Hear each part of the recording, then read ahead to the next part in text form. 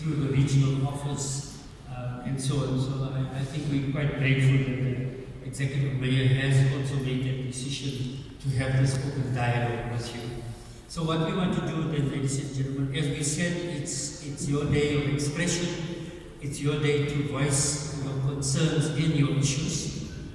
So we want to take a few hands, and when we do that, we will then take notes and obviously respond to you in the best possible way that we can, so that this dialogue could be meaningful in that way. So if I could then commence with allowing the dialogue to start. So I'm going to acknowledge your hands and I'm going to give you numbers. And then let's take the first 10 hands. 5, we'll take 10 hands. And please, if the question was asked, let's don't repeat it. There's no way that we want to suppress anyone. But I also just need to caution you that the Executive Mayor also has an engagement where we also have to manage our time. So I want to do this very business-like. I see before you can start to ask questions, the hands are going up, which is a good sign. I think you agree with me, it's a healthy democracy we have in the country, where everybody has a voice. So we want to give you that voice. So let's start with 10, right? So I want to be fair in my approaches, right? So we've got the front, we've got the center, and we've got the back, right? So I see, let's start with 2 here. So it's 1, 2, 3, 4. So I've given you numbers 4. At the back here, the lady that's waving her hand is 5. 5. Your hand 6. 3. 7. Portia 8. Sequoia 9. The last one in the back, right at the back, 10, yeah, the one that's waving here. So those are the 10 hands. We're not saying we're going to suppress you in any way, but please can we ask you to be as short and brief as possible so we can then give everybody an equal opportunity to speak. Is that okay? Can we agree? Can we also agree that respect works both ways? That what we'd like when people speak, let us allow the person to speak and express their views. No interjections as we speak, so we'd really like to manage this meeting in a respectful way. So I've given you your numbers, so let's start with 1.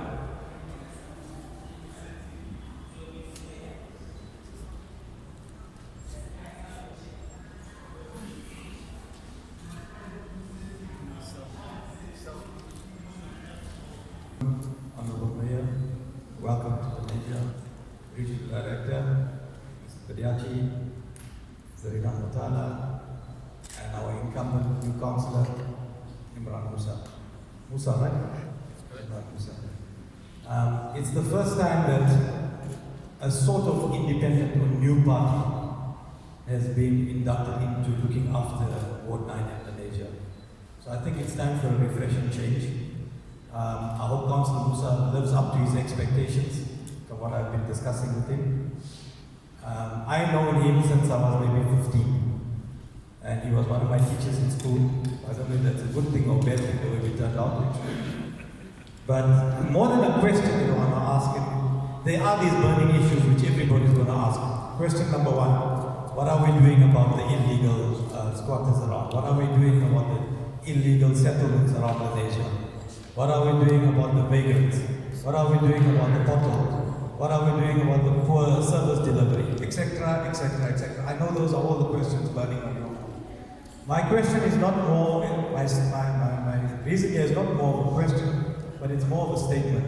That I think us as business have to now come into the forefront and support the city in improving the ward, and support the city in improving land.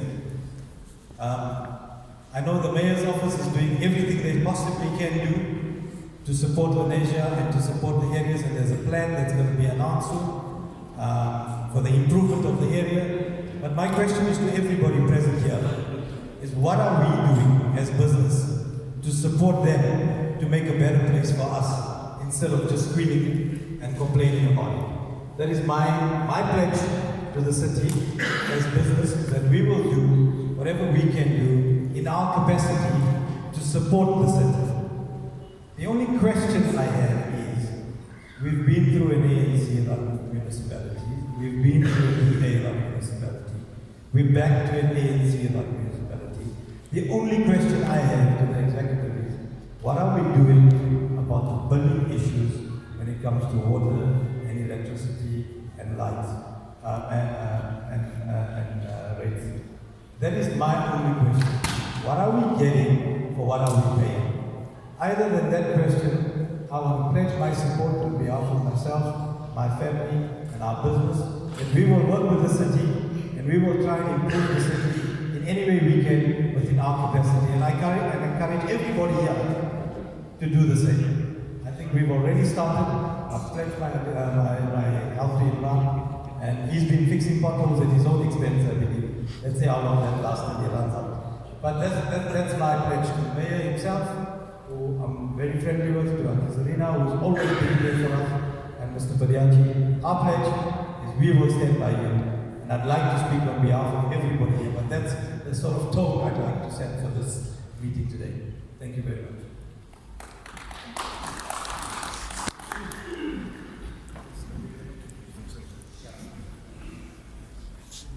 Sorry, can I just check, when you speak, can you please introduce yourself so that when we respond, we know who to respond to? Thank you.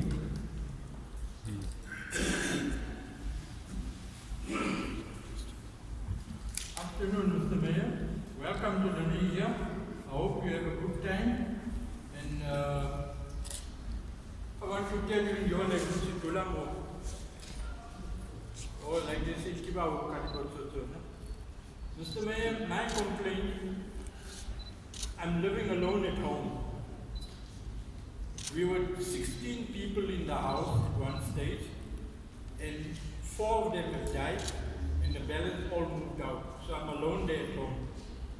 How can you give me a water bill of 2,500 to 3,500 every month?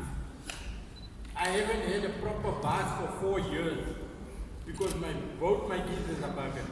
I got no money to replace the gear. My electricity cost me 1,400, 500 a month. The rate of water is 200. I'm left with 60 rand. What can I do with 60 rand?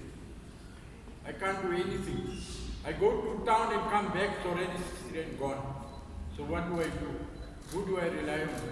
I can't ask the community for help because people, when you tell them that you need help, off goes the door, close the door. And you go and say, sorry, come next week, come end of the month, come next time. I mean, you know, this is a situation, it's urgent, I need the help. I can't even eat because I'm having sleepless nights. They want to cut my water. How am I going to bath? I have to bath with the hot water on the stove. That's why my electricity bill is sitting at 1,500 a month because the geysers are not working. What do I do? Can't complain to the city and tell them this. When I spoke to the people here and there, they would not batal, and they held Italian here. I tell them, but where must I get the money from? Who will teach all this inside to rob with a pension so I can pay you guys? I don't have the money. Only thing I can afford is 200 rand a month for water. And that's for the last 4 years I haven't had a clean, proper bath. That's why I'm waiting for the time they say the city must announce that we're trying to save water, go bath with your neighbor's daughter. I'm waiting for that time to come. Otherwise, I won't able to do anything, Mr. Mayor. Welcome to Lenasia, and hope you have a good time. Thank you.